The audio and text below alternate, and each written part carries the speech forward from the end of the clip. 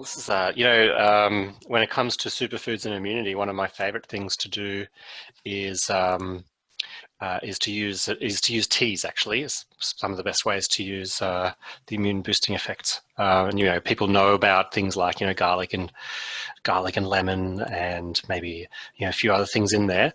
You can add chili and so forth. So, and teas really are like a great way to boost to support the immune system. There's a few hidden or sort of forgotten gems actually when it comes to the immune system and herbal medicines and teas. The culinary herb thyme, for example, it's got a fantastic immune stimulating effect and is sort of underutilized for that effect. So that's a good one to add in. So some of my favorite ones are things like thyme, chili, ginger, and a wedge of lemon, for example. Or even adding things like cinnamon, which are really good.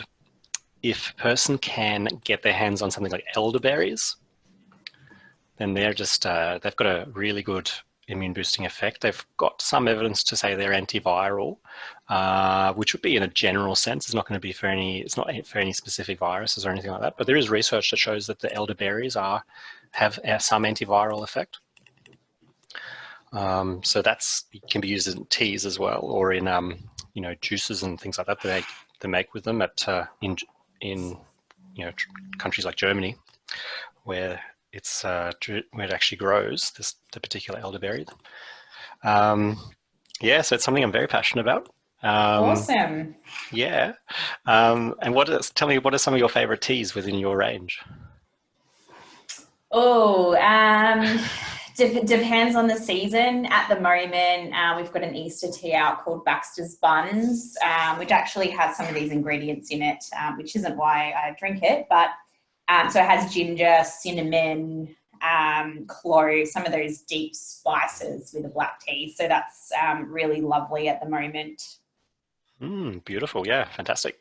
The other one, actually, another tea that's amazing for immunity is one called it's linden flowers, or lime flowers they're called, which is a tree that grows in Germany as well. So these lime flowers, they make you sweat. If you drink a cup of tea of it, it makes you sweat a lot, and then you sweat out a lot of the toxins, sweat out, detoxify from all from the viruses and bacteria, get them all out of the body, flush it out, and a person often feels better after they've had a good sweat when they're in convalescence and and suffering from a cold or flu. So that particular tree, linden flowers, they're amazing in a tea as well. Very therapeutic. Interesting. I don't know if we've got any teas with linden flowers in it, but I will be sure to have a look. Yeah, and it's probably, I wouldn't be surprised if you don't, because it's more like a German thing, and it's sort of very therapeutic as such. It's not so much sort of a culinary thing. You're still the only one. I think Michael from Holistic Services Group is also on the line. And so what I wanted to do today was just give a very quick overview of this session that we offer at Holistic Services Group, which is Winter Wellness. It's using healthy eating and specific therapeutic foods to boost the immune system. And so just today was just going to be a short overview, a few slides, and then time for any questions that you might have about the particular session that we do have. Before I start, did you have any questions at all, or anything you wanted to talk about today? No, I don't. I'm just interested in hearing more about the session. All right, perfect. So the topic that is covered in the session starts with how the immune system actually works. So it's an overview of how the white blood cells work and how they protect us from colds and flu. Then it moves on to the burdens and challenges for our immune system that might mean that our defense systems become overburdened, and that's when a cold or flu will have a better chance of taking hold. And we're talking there in a general sense it's not in, again, like I said, not sort of in any specific type of condition, but more, general immunity as such, which can mean just being run down, or, especially a person who tends to pick up a lot of colds sort of quite a few times throughout the year and is more susceptible. So how, what's happening in their body in terms of their immune system and their weaknesses in their immune system, and we're going to look at basically what's the challenge in that situation, and then we look at what's the solution. So the solution is which superfoods can boost immunity, and we're going to learn how to use nutrition and healthy eating habits to help prevent a common cold. So we're looking at prevention as well, but also looking at supporting a person who might have symptoms. So looking at foods to help reduce the severity and duration of the symptoms. And so there's research as well out there that supports some of the ideas and some of the foods that are there. And so that's always you can use some of the nutrients in supplements, or you can get them through foods. So the discussion focuses mostly around using them as foods, but then there's the opportunity to use it as a supplement if a person wanted to as well. And then we look at recipes as well, and healthy eating plans for better health and wellness. And so that's what the session covers broadly. Unless there's any questions, I will give you just a couple of slides. So the section on how does the immune system work, this is just one slide out of that. We're looking at the immune system is, it has really specific functions to identify and trap bacteria or viruses, and actually deactivate them and remove them from the body. But what can happen is that this the immune system, it is a remarkable defensive cell. The cells of the immune system, and they have a remarkable defensive activity. But the problem is that if they get overwhelmed, and essentially if they're outnumbered by the amount of bacteria and or viruses that are coming in, then the immune system can't keep up. So that's one of the key fundamental points within the session. Then we look at recipes and superfoods and healthy snacks. And also, like I said, if you do have any questions, just jump in at any point. I see Jason's come in as well. Hello, Jason. Welcome to the session. I'll allow your. You should be able to work on your muting and unmute if you want to. Yeah. So if you do have any questions, please just jump in at any time.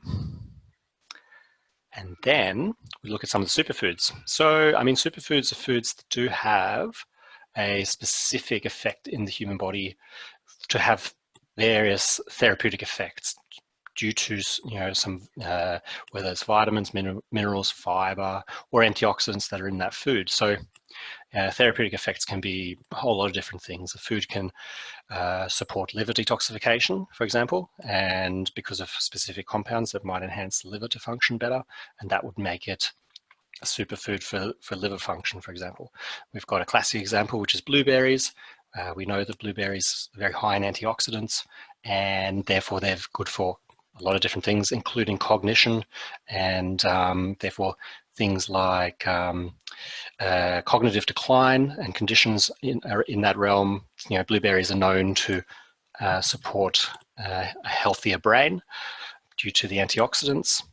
And we've got foods that have specific vitamins and minerals in them that would also help, for example, the immune system.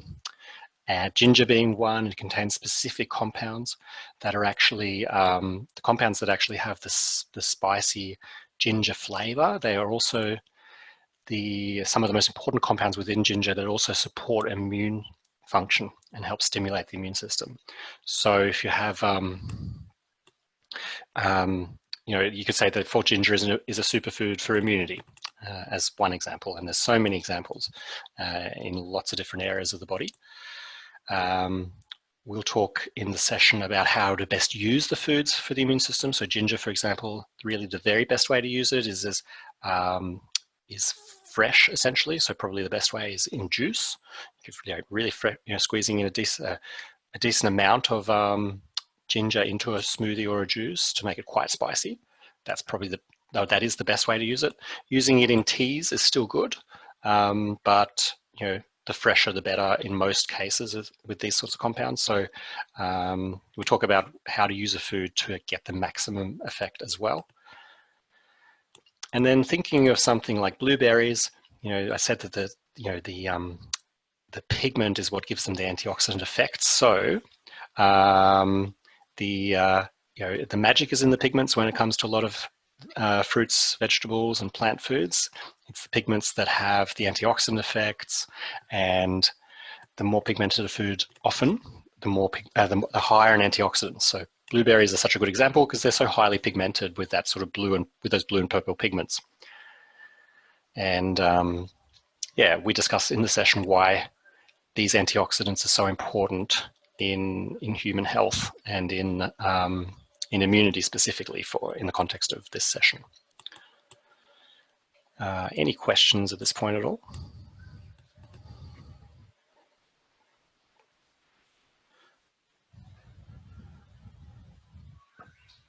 Not at this point? No.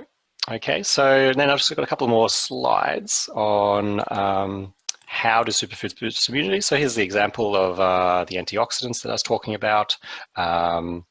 So you got blueberries there, and they protect against free radical damage, which are the antioxidants that actually help your immune system be less burdened. So I said before how the blueberries have the effect for cognition, but they also actually have an effect for reducing inflammation and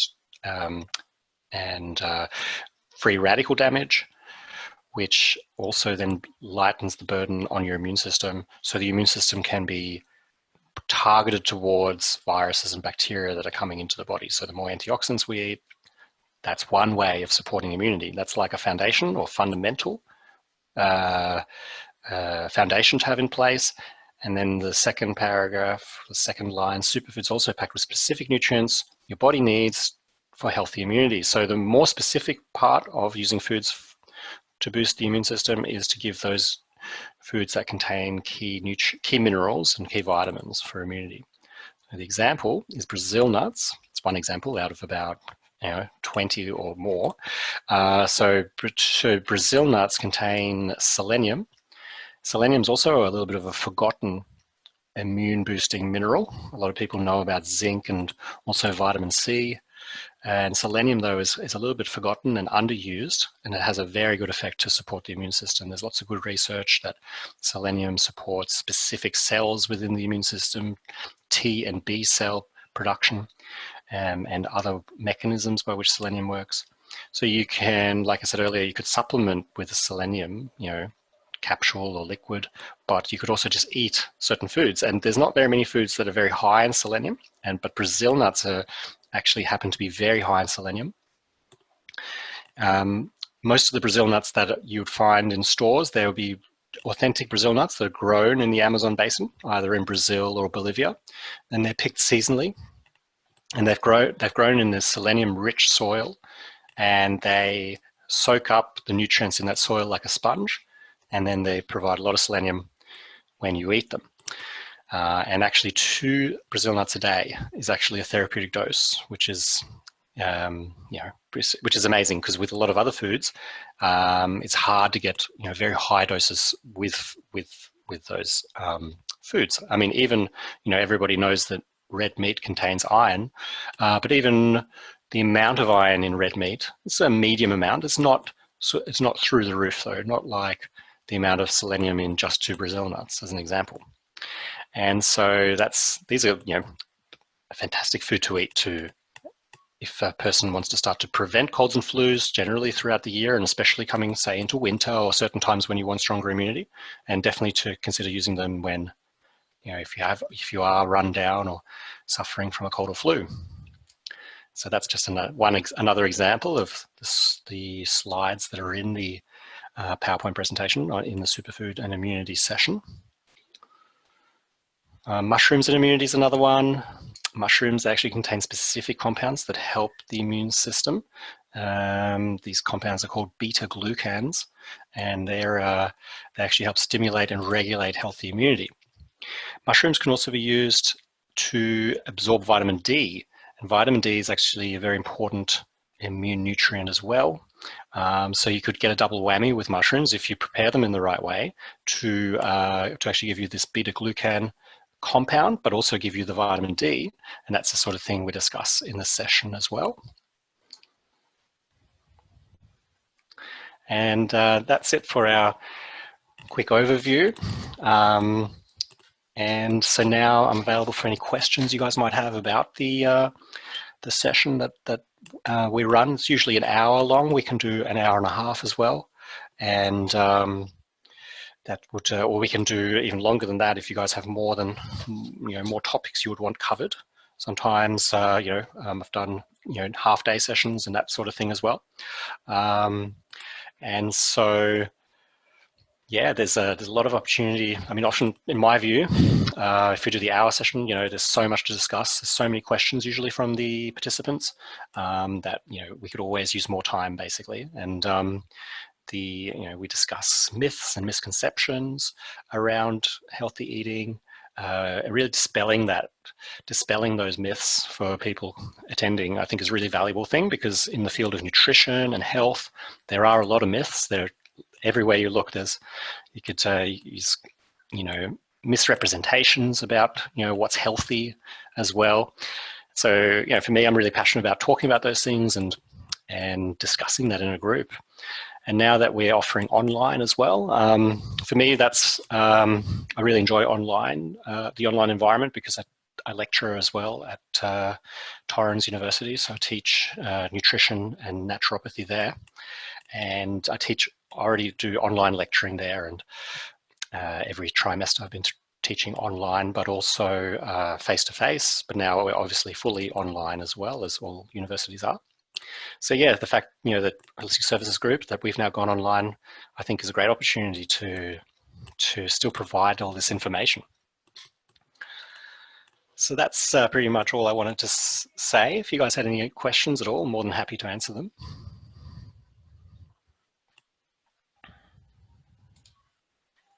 Hi, Matt. Yes, hi. It's Jason. Sorry I came in a bit late there. That's okay. Thanks for coming. No worries. It was interesting what I did say. Yeah, you mentioned with the mushrooms, they had a great effect for immunity.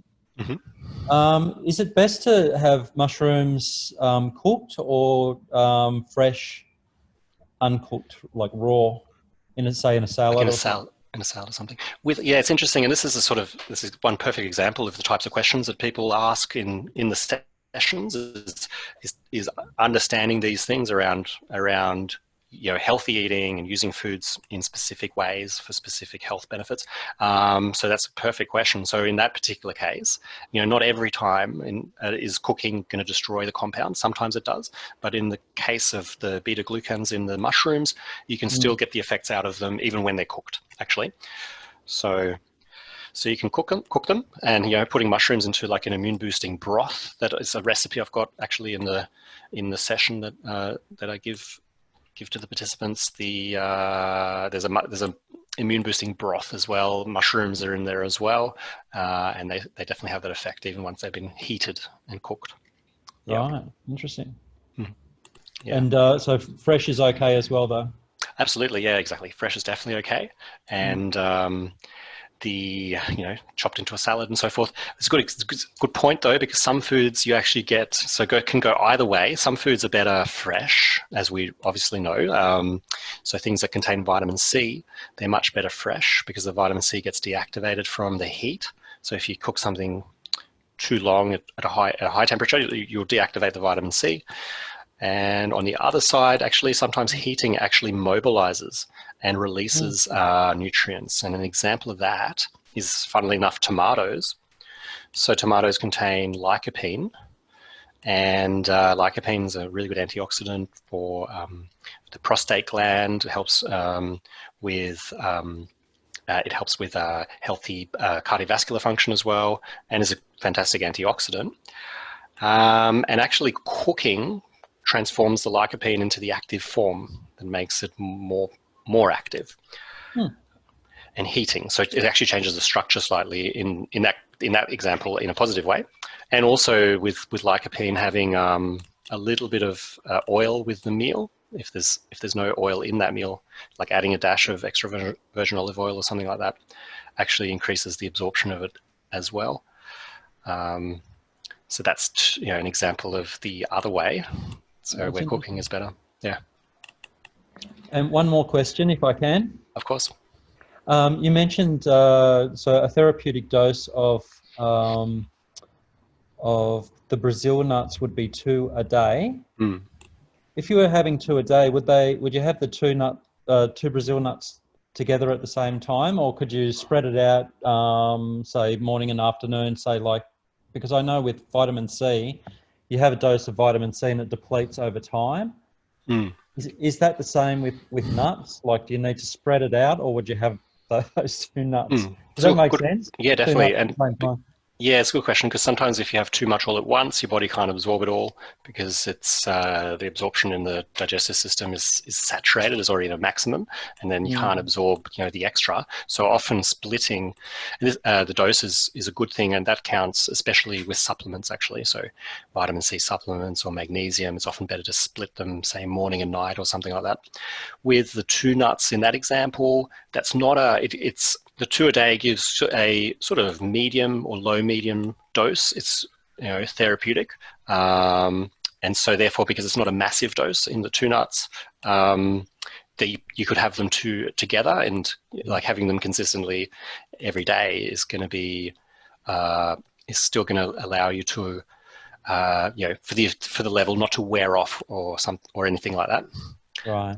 And you wouldn't have to split it into 1 in the morning, 1 at night to get the effects in that particular example. Yeah. Thanks for that. Great questions. No worries. And hi there. Michael here. I've got a question. Hey, Michael. Yep. To Jason, actually. I was wondering, just with garlic, though, does garlic lose its efficacy if it's cooked? It's a very good question. And the answer is it's a bit like the ginger. Garlic is better. You probably for me, I always say we need to eat foods that sort of fits in with our lifestyle, and it fits in with what's, enjoyable as well. So, I wouldn't say we should be eating sort of too much raw garlic, unless some people happen to be able to tolerate that and not mind that. But for most people, they don't really want to eat raw garlic. So I'd say less cooked is better with garlic. Just to take maybe just a little bit of heating, but maybe add it in at the end of the meal, at the end of the cooking process, rather than at the start, which is what most recipes tell you. Because yes, if you do cook it for a long time, you do deactivate some of those active compounds with garlic. So there, if you say you're cooking up a pasta sauce and you've been cooking it for 20 minutes, say, and in the last couple of minutes even, or you just put the garlic in right at the end. It'll add more flavor, and the positive, the health benefits will be stronger then. Okay. If you added them right at the start, you'll still get some benefit, but from what I've seen in terms of the research, you probably get about 20% of the benefit compared to raw garlic. If it's been cooked, say for the duration of 20 minutes, but then if you add it right at the end, you take a bit off completely raw in terms of activity, but it's still going to be therapeutic at that point. Thank you. Great. And just wanted to say hello, Sylvia. You've joined us as well. Thanks for coming to the session. And any other questions at all from anyone?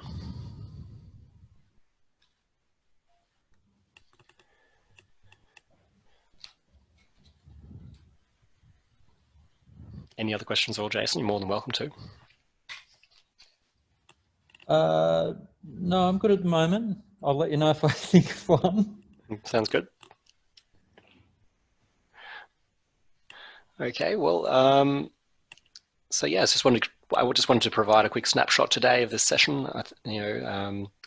I hope it's been of some interest and value to you guys, And if you have any other questions, obviously you can contact the Holistic Services Group head office. And I'm assuming you guys have all the specific contact details already. And if you don't, just let me know and I can help you get in touch as well. But otherwise, unless there are any final questions at all, that wraps it up for today.